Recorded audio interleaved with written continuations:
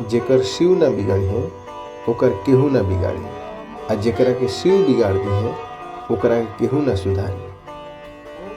यही से कहल जाला अगर कुछ मिलल बा तो घमंड मत कर, काहे कि कबो कबो ईश्वर दे के भी पहचान करला कि हमरा औरी लोग के साथे केतरे बर्ताव करता। अपना आजू बाजू जौन भी गरीब आदमी बा ओकरा के मदद कर। अगर तोहरा के ईश्वर देले बाड़न तो ओकरा पर घमंड मत कर, काहे कि घमंड करब वो तोहार हईले ना, जहाँ के बा तहाँ चला जाए। तो जौन तोहार चीज ना हो का ओकरा पर घमंड करता रह। हद त ई बा जे शरीर भी तोहार आपन नहीं है।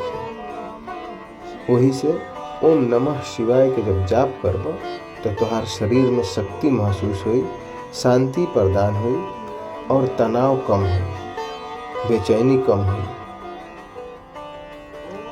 ओम नमः शिवाय के जाप कइला से बहुत फायदा बा। जितने जाप करब उतने फायदा बा।